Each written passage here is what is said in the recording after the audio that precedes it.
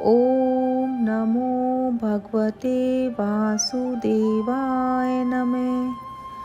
अंधेरे में रस्सी सर्प सी लगती है, किंतु प्रकाश होने पर, ज्ञान होने से ही यथार्थ स्वरूप का ज्ञान होता है। इस सर्प रज्जु न्याय की दृष्टि से ही इस असत्य संसार को अज्ञानी मानव सत्य मानता है। जगत का भास ईश्वर के प्रति अज्ञान होने के कारण ही होता है। ईश्वर का ज्ञान न होने से ही तुम्हें यह जगत सत्य लगता है। वैसे तो यह दृश्य जगत भ्रामक है, मिथ्या है, किंतु परमात्मा पर आधारित होने के कारण यह सत्य सा लगता है। परमात्मा सत्य है, इसीलिए जगत असत्य होने पर भी सत्य सा ही लगता है। जगत का अधिष्ठान आधार ईश्वर है और ईश्वर सत्य है, सो जगत की सत्य लगता है। यदि राजा नकली मोतियों की माला पहने फिर भी उसकी प्रतिष्ठा के कारण जनता तो उस हार को असली मोतियों का ही मानेगी। गरीब व्यक्ति का सच्चे मोतियों का हार उसकी गरीबी के कारण नकली ही समझा जाएगा। इस तरह यह जगत नकली मोतियों का हार है, जिसे परमात्मा ने अपने गले में पहन रखा है। जगत में रहते हुए भी उसे मिथ्या समझो। दृश्यमान वस्तु नाशवान ही होती है। भागवत के प्रथम स्कंद के पहले अध्याय का दूसरा श्लोक भागवत का प्रस्तावना स्वरूप है। भागवत का मुख्य विषय क्या है? भागवत का अधिकारी कौन है? आदि का वर्णन इस दूसरे श्लोक में किया गया है। श्रीमद् भागवत में प्राणी मात्र पर दया करने वाला और मत्सर सहित सत्य पुरुष को एकमात्र आधार रूप ईश्वर आधार रूप निष्काम परम धर्म वर्णित किया गया है और जो परमात्मा रूप जानने योग्य परम सुखदायी आध्यात्मिक आदि भौतिक और आदि दैविक ताप को हरने वाले उस परमात्मा रूप तत्व का भागवत में वर्णन किया गया है। नारद जी ने वाल्मीकि से राम मंत्र का जाप करने को कहा। वाल्मीकि ने भूल से राम के बदले मरा का कर दिया और मरा मरा जपने लगे। फिर भी उनको फल तो राम मंत्र के जाप का ही मिला। अतिशय पापी के मुख से आसानी से राम नाम नहीं निकलता।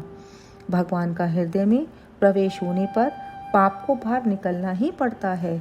सो पाप भगवान का नाम नहीं लेने देता। सेवा का फल सेवा है।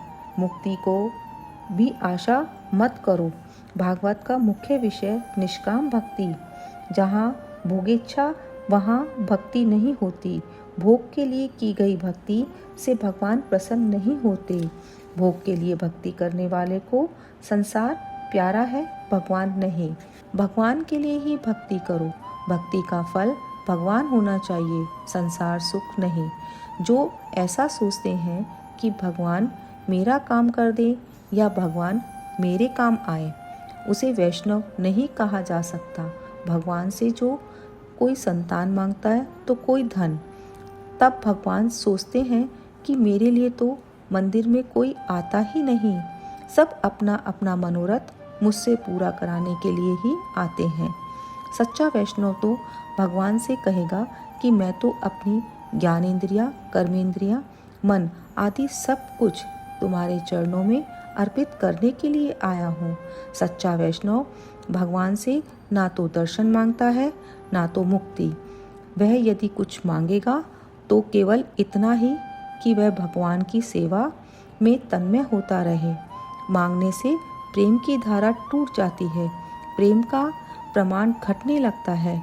इसलिए प्रभु से कुछ भी नहीं मांगो, भगवान को अपना ऋणी बनाओ। श्री रामचंद्र जी ने अभिषेक के प्रसंग पर सब वानरों को भेंट दी, किंतु हनुमान जी को कुछ नहीं दिया। इस घटना से सीता जी को दुख हुआ। उन्होंने राम जी से कहा कि हनुमान जी को भी तो कुछ दीजिए। राम जी ने कहा कि उसे मैं क्या दूं? उसने तो मुझ पर कितने ही उपकार किए और मुझे ऋणी बनाया। श्री हनुमान जी कहते हैं, प्रति उपकार करो का तोरा, सन्मुख होय न सकत मन मोरा। शुद्ध प्रेम में लेने की भावना नहीं होती, देने की होती है।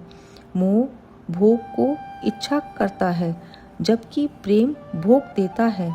प्रेम में मांग नहीं होती। प्रेम में अपेक्षा की भाव जगह की सच्चा प्रेम भागा ही समझो। भक्ति से मांगी हुई वस्तु मिलेगी तो जरूर, किंतु भगवान हाथ से निकल भागेंगे। नित्य देने वाला चला जाएगा। सकामी भक्ति जिन जिन देवताओं की पूजा करते हैं, उन सभी देवताओं द्वारा मैं इच्छित भोगों की पूर्ति करता हूँ, किंतु मेरी निष्काम भक्ति करने वाला भक्त मुझे ही प्राप्त करते हैं। भगवान से धन मांगोगे तो धन मिलेगा, किंतु स्वयं नहीं मिलेंगे। भगवान से जितना मांगोगे तो उतना ही वे देंगे, किंतु प्रेम कम हो जाएगा। व्यवहार में भी हम यह अनुभव करते हैं कि जब तक कुछ मांगा ना जाए तब तक ही दो मित्र की मैत्री प्रेम पूर्वक रहती है।